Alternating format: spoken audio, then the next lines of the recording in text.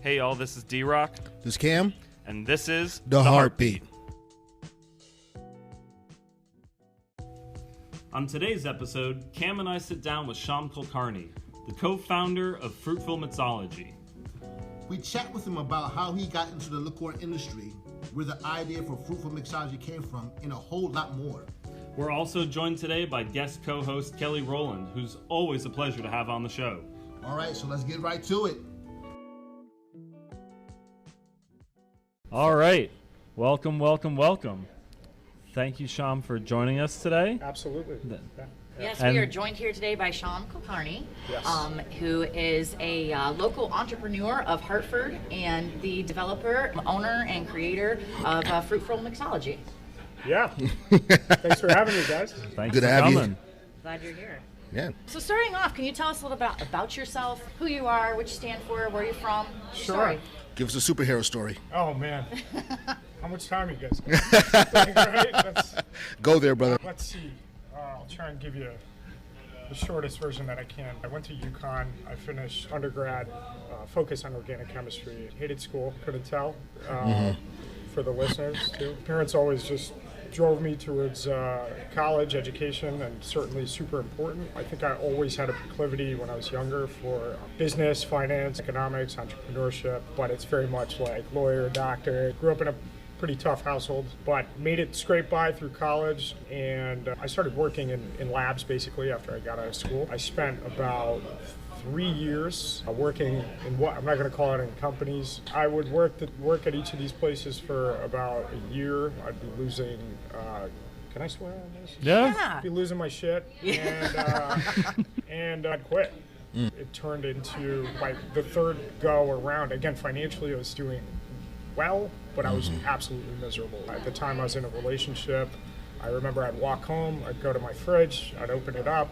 I'd grab 2 craft beers at that time, walk out of my porch, light a cigarette. I was smoking at that time also, and sometimes I'd be crying. It was pretty crazy. I was just miserable. It wasn't for me. I always wanted to do something and break out, and at the time my passion, or where I drew inspiration from, was food and flavor. My mom cooked, my dad dabbled a little bit in that cuisine also, and those flavors. I loved them, and I always remembered them, and so I immersed myself in cooking, and cooking culture was also starting to grow at that time. Everybody, was watching Food Network and whatever, so there was a lot more access at that time, so I really immersed myself in that, and flavor I was obsessed. So I was actually having dinner parties where I'd invite people over and I'd do 5-course dinner. I thought I was some Michelin star cook, right? But I was just struggling through it, and I loved it. It made me really happy. And the last job I quit, I kind of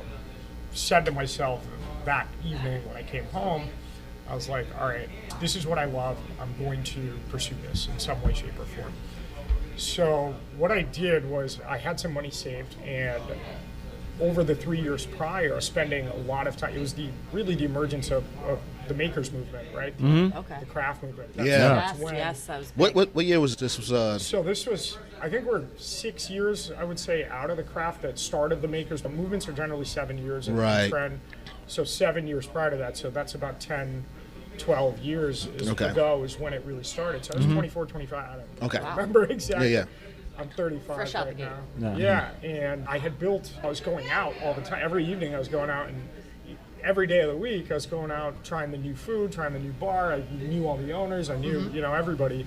And I was spending my money, unfortunately. Lacked a little discipline there, but I built a network and of at least friendships and relationships. So when I quit, I told myself, okay, I'm going to immerse myself in this space. The next day, I set some goals for myself. And first I said, I don't know if I want to get into the culinary arts directly as someone who cooks. I don't know if I want to get into beverage. I've been studying spirits and beer and wine loosely, just experientially. I knew all of these things. I knew I could look at these things also differently, the perspective I had having the chemistry background. Right. When I get into discussions with suppliers or people who worked for companies that produce these products, I always brought something else to the table when I was having this discussion on nights out. Basically, what I said was I was going to finish at least one, but I was attempting 2 levels, studying as a sommelier with the court of master sommeliers. It's different. Sommelier is basically an expert on wine. Okay. Okay. Okay. The origins of All right. wine and so on and so forth, terroir, and where different wines come from. Cool.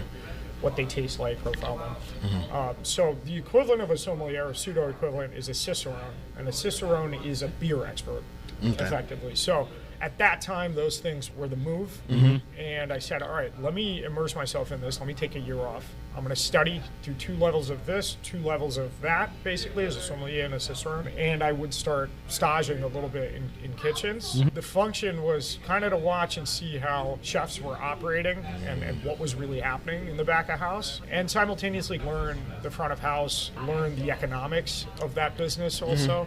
I already had that kind of mindset when I was younger. I was very into the finance, the economic, how things work. I was trading when I was like 14, so it was always something that kind of drove me, and that's what I did for that year. So I bounced around to some different kitchens. I volunteered for free.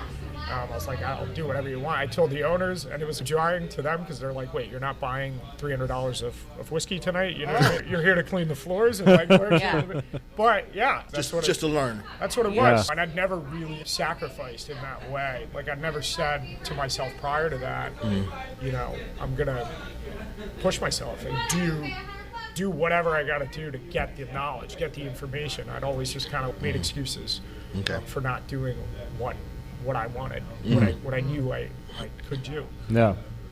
So I spent that year doing that. I did accomplish those things in that year, and at the end of the year, I was broke. And so the dream, I didn't know where I was going at that point, but it was funny when you start putting yourself in situations. Something I learned is maybe why I'm even here, right? Put yourself out there in situations with an open mind, and things happen. Opportunities arise, and I think it was month 11, like, of that 1 year mark I set for myself. I was out at a cigar whiskey event that I was invited to through somebody I knew in the industry, and I ended up talking to this gentleman in a suit, well dressed, smart guy, over the course of the evening. And we were talking about beverage and food, and we probably talked for 2 hours around a fire, smoking cigars and drinking a whiskey. I didn't know his name, to be honest with you. Like, we just got Started into conversation. vibing. Yeah. Guy was like, probably, let me not name an age actually, in case he listens. But He will. guy, and at the end of it, he stuck a card in my pocket, and he was like, if you ever want to totally leave the sciences and basically come into this industry, you call me. And then he left, and I pulled the card out, and he happened to be the director of sales for the largest distributor here in Connecticut. Which was really cool. It was like, all right, this guy, I came nowhere from inside the industry per se. The guy was like, he gave me a vote of confidence. And I ended up calling him today. I'll fast forward also on that. Today, my brand, actually a couple brands I co-pack and a brand I own is distributed by Bresco Barton. Okay. He is still the director of sales there. Oh, wow. So What a connection. over the years following that, this is where I'll fast forward. I had different opportunities presented my way. I started really handpicking and choosing what I would do because I was always thinking from the perspective of, does this add value to me being able to gain a full scope of vision to create something myself without knowing what that thing was necessarily. It's let me see the field, let me understand as much as I can from all aspects and approaches, and I'll see a whole.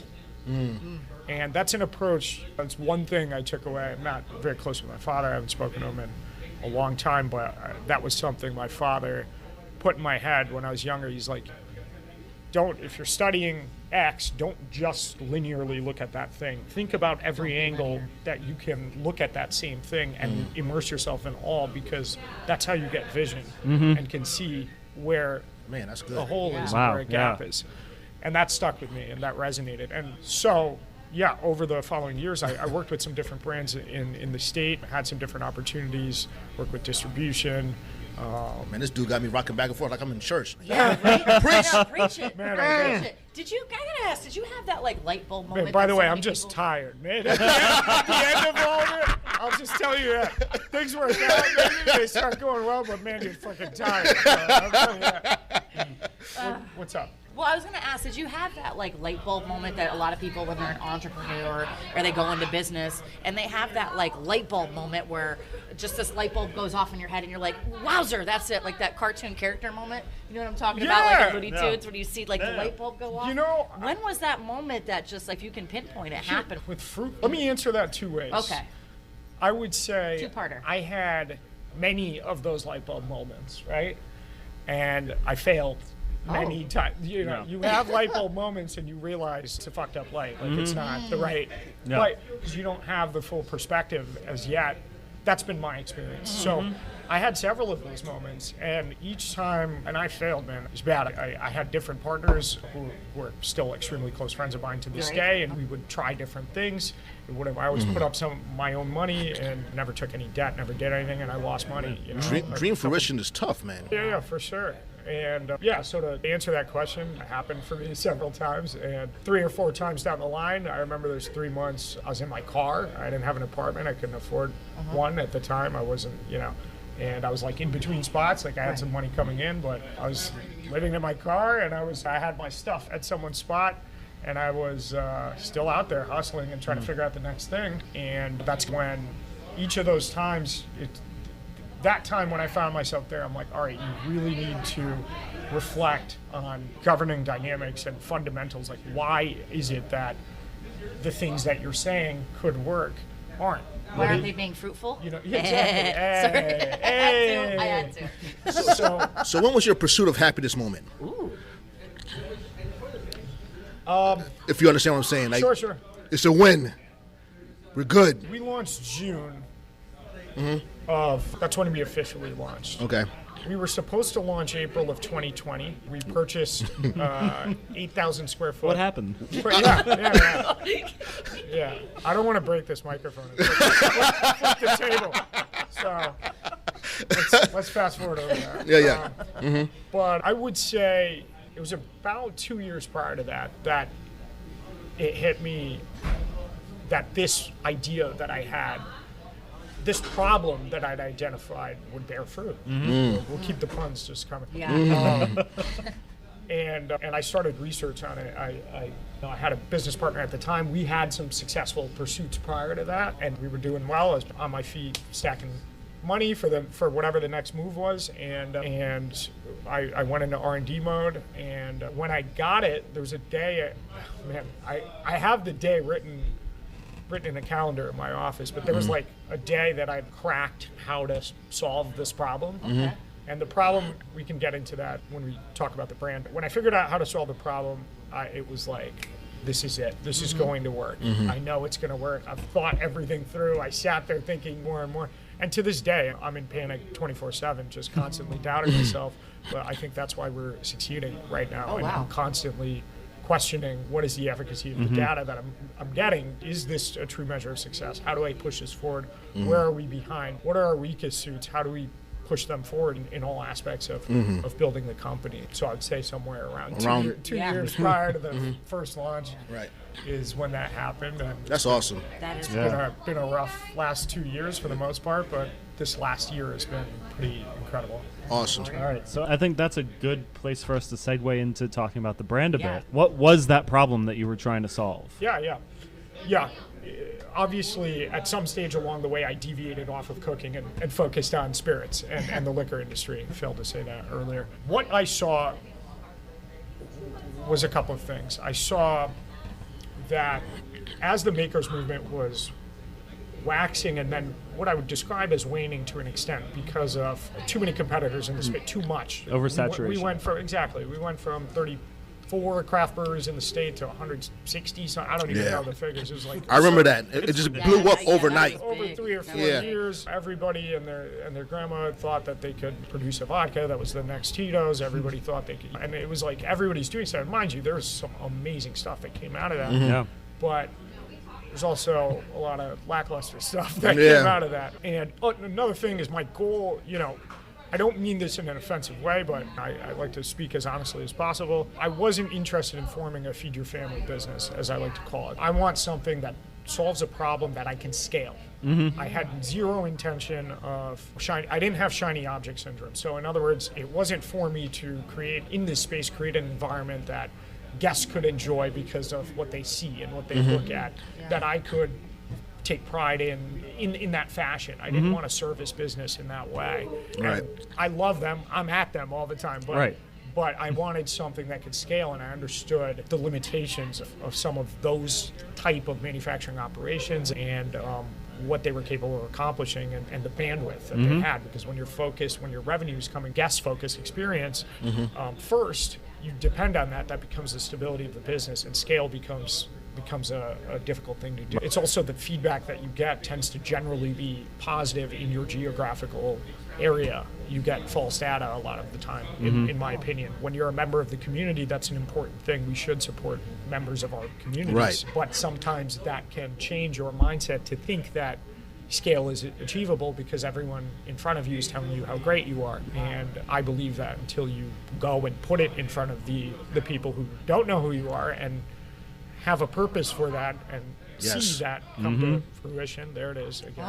Preach, brother. Yes. You can't really count on that kind of data. So anyway, the problem we solved is we saw a huge growth potential in the craft cocktail space. We saw bartenders start using purees a lot in bars. So they were buying in purees, defrosting them. They had a short shelf life. Fucking psychotic, to be honest with you. Even from the craziest thing to me is like bars, a lot of places are obsessed with using these fresh purees and this and that. They actually don't even function to some extent in cocktail. They sink to the bottom. They don't work. Like sometimes they work, but in more cases than not, they don't. It's just something to put on a menu that may may draw a customer in because of the fresh way it reads. Pretty unbelievable. Anyway. Pretty amazing. So we saw that as a problem. We saw the products that were in the market, which are effectively liqueurs, that we saw two issues with them. On one side, we saw a ton of products and brands that we felt were really underwhelming. They were cheap price points, vast variety of flavors, but they were crap. They weren't fresh. They were made with a bunch of BS. And then on the other side, we saw a lot of great products that were infused, so on and so forth, but the price point was way too high. Right. And even there, those products had some inherent flaws, is what we saw. We basically took those things and combined them. So we said, how do we create a really fresh product that's made with these fresh juices and purees such that the bartender can feel proud of saying this is actual fresh ingredient without any bullshit, and by bullshit, flavors, colors, artificial component, like nothing like that is in there. It's only fresh product that's in there, but do that at a really affordable price point. So it doesn't matter. I can spend my life making the greatest product in the world, and if it costs $80, $90 to a bar, it doesn't solve the problem. The problem is utilities. The bar we need to step the game up in that space. They're relying on their banger products to put out fruit cocktails and different things, flavored margaritas, flavored mimosas, right? They're using these shitball products because there's just nothing they can afford, or they got to spend the labor to fucking blend fruit right every day. Yes. Yeah. Or take up valuable fridge space. Sure. That's one of the things Refrigeration. I love most about your product, actually. I have to say, like working in the bar industry, two things that have always stood out for me working with your product. Number one, it's pure. When people ask me about what they're allergic to, what's in this, whatever, I can feel confident coming to the table and be like, no, it's a pure product. The other thing is it doesn't have to be refrigerated, which is awesome. Thank you. I'm sorry, but my beer cooler, it is valuable space. That's valuable real estate, Valuable for real sure. estate, exactly. For sure. And so it's not going to go bad. Yeah, and I think another thing to your point, we've done almost zero marketing, right? So that kind of messaging is probably valuable. I should get it out. And the thing is, the product it tastes fresh when it's blended. So there's been a lot of people, trust me, you're not the first, who are reading the bottle, but then they try the product and they forget that there's alcohol. They don't even know because you don't get that flavor, and that was something that we worked on. That was part of the development of the product. So that's the line. That's the problem we wanted to solve, and that's what Fruitful Mixology is. Yeah. We looked at that space specifically also because my philosophy is also look where no one else is looking. So I saw everybody else looking at RTDs, like canned cocktail, looking at some different type. Everybody's trying to get in the vodka game 24/7. Gins, people are looking at Amaros and products like that. And this just wasn't sexy to people. So they weren't, and it's a real problem. And we're scaling, Right. we can get to that, but we're scaling so fast. We were right, is what I think. We looked at a space that other people didn't want to look at. And we solved something, and it's working. So you guys have dozens of flavors available on your website right now. Yeah, the website's being updated right now. We have 17 flavors available right now, with an 18th that's a pumpkin spice that we launch every October, every September. Ready. I'm not gonna lie, I did not want to make it. I still don't want to make it, but it's one of those things that it was so in demand, and we took a shot at it last year. It did extremely well. And this year, I want to keep improving it. I want to improve it more this year, so I don't feel like, damn, I'm making a fucking pumpkin spice. Like, is that where I'm at? What? It's delicious. There's no other products like it. Well, that's a great segue. So where can we find Fruitful products, and how can we use them? Well, we actually answer that question, how we can use them, but Absolutely. Yeah. So we're right now, in Connecticut, we're in about 1,000 bars through the state, which I'm really proud of.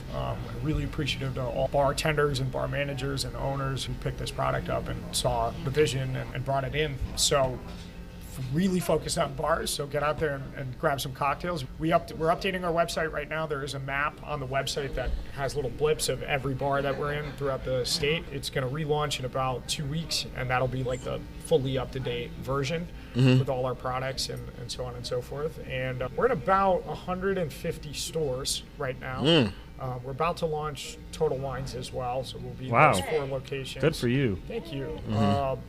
And we're keeping it tight with the stores. We're liter bottles only right now. It's great value for dollar if somebody wants to buy a bottle at home. And especially, I would say, you're having a party and you want to do cool signature cocktail, you know, for your guests, or you want to do flavored margaritas, or you want to do like brunch on a morning, and you want to do a pink guava mimosas for everybody. Yes, ma'am. We're going after them right now. That's actually what we're doing right now in the company. But yeah, it's killer for those reasons. But we didn't focus so much on the stores because over the next year to year and a half, we want to stay hyper focused on the bars as we scale through the country.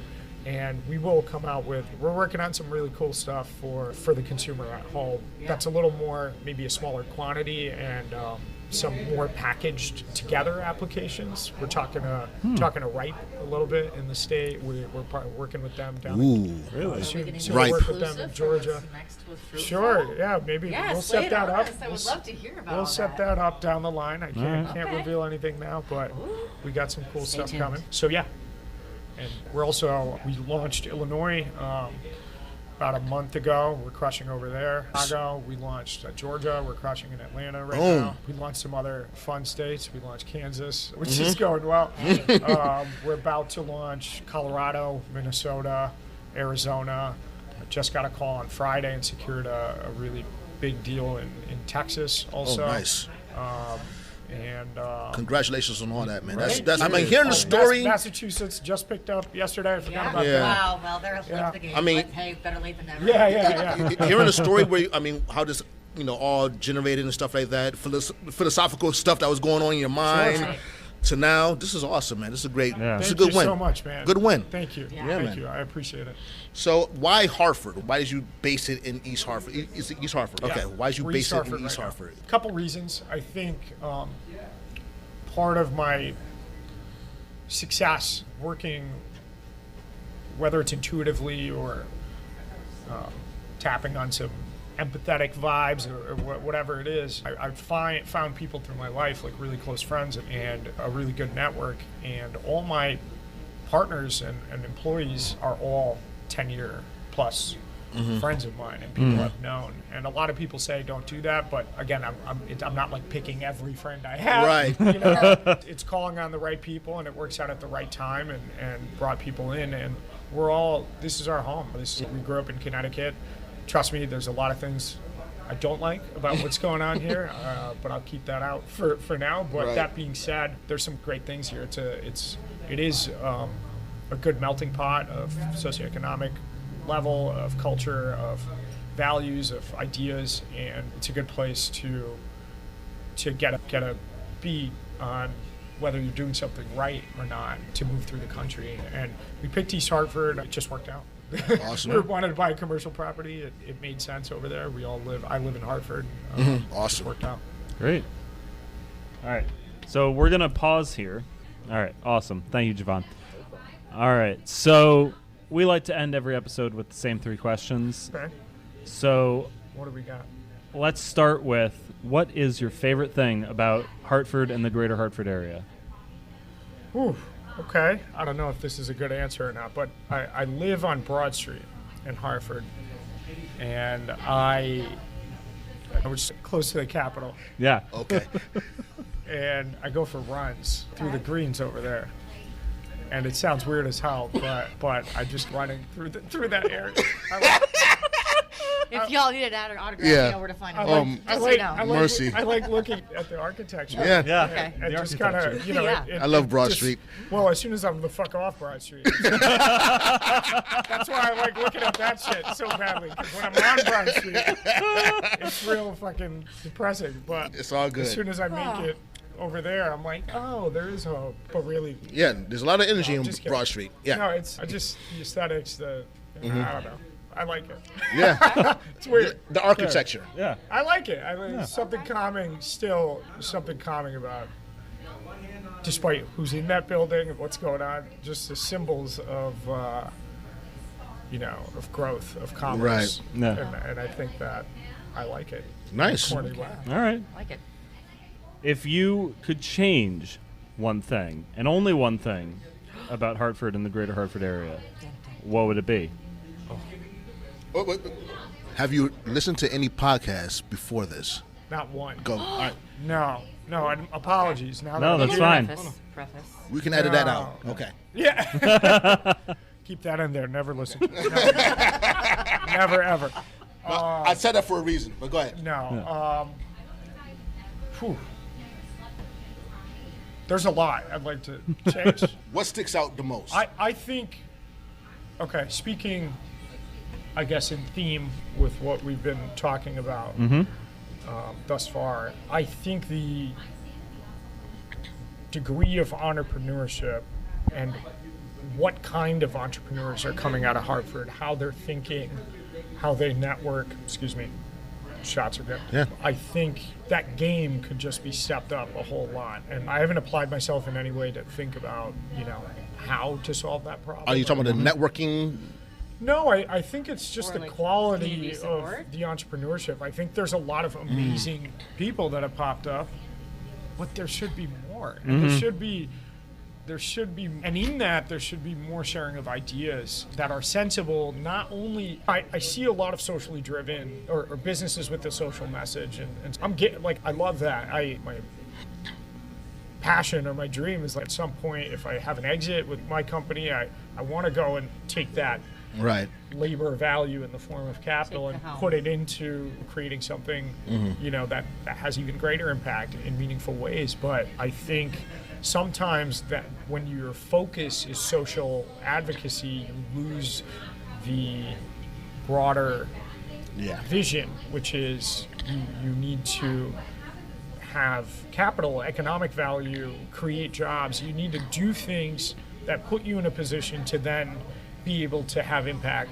I have a whole Social. spiel on that. Yes. No. Oh, wow. I can talk forever about that. Yes. As can I. I mean, this is me just. But that's a different subject. We're going to go Sure. differently. So Yeah. that's my answer. Stay tuned. Right? All All right. So hidden gems within Hartford. What can you point to? But Who's not getting enough love? who's not getting enough love? All right. I'm gonna be biased again, a little bit. Please in my do. answer Please. In saying I'm gonna pick a restaurant Yeah. Okay. that I really like. I don't know if they're getting love or not, but sometimes I'm so busy I'm ordering on Uber Eats a little bit too often than I should. But Pho 135 Ooh. out of West Hartford. Yeah. 135 South Main Street. I order from there all the time. I remember it's very rare that I get food in. I eat it, and then this time I had to pick up the phone and I called the place after and it was. I believe that's right across the street from CVS. I'm going to be honest, I've never been there. Oh. Never been there. I've only ordered from there. Okay. Wow. But I know that the quality of the food is going to be that percentage Right. in terms of how I Yeah. receive it, because it's traveling, and it was unreal. I know that they were making everything that was there, all the dumplings, like whatever I Yeah. tried, they were awesome. So I called this woman up, and she was the only person behind the kitchen. She almost damn near started crying when I called her. I'm like, hey, I just want to let you know, I eat all over the place. This was amazing. Thank you. Great job. Keep it up. It was affordable. And she was like, oh, thank you. All right, just to shout them out, full disclosure, I used to DoorDash there, right? Really? Yeah? Yeah. And so Okay. that place, their customer service, out of this world. Okay. Out of this And world. that made sense. She was so nice. And, Yeah. and in a world today where Everything I feel was like orderly. Everything was. service is the egos are too big right now. Service is, Yeah. is dying. In a They way. do a really good Right. job there. So that So was shout out to so them. refreshing. Shout out. Yeah, for sure. All right. Sham, thank you so much for course. coming. If you could let our audience know where they can find you and Fruitful, promo yourself and your business just one last time, and we'll call it a day. Absolutely, yeah. So it's Fruitful Mixology. Look out for us. Check out the website. We're in over 1,000 bars in the state and growing, and we're launching that website in about a week. And keep up with that. We're at about 150 stores throughout the state and growing. And also Central CT Distillers. We do formulation, we do co-pack. For if you have an idea for some spirits product you want to make, something you want to do, reach out. Phone number's on the Fruitful website. It's www.mixfruitful.com. Yeah, Awesome. Okay. All right. Thank you for That's a coming on, wrap. man. of course. Thank you. Anytime. Thanks for listening to The Heartbeat with your hosts Cam and D-Rock. We hope you enjoyed our interview today with Shyam Kulkarni from Fruitful Mixology. Hey, yo, join us next week for a local bartenders episode featuring Clarissa and August from Toussaint, Jason from The Spigot, and Eric from The Half Door.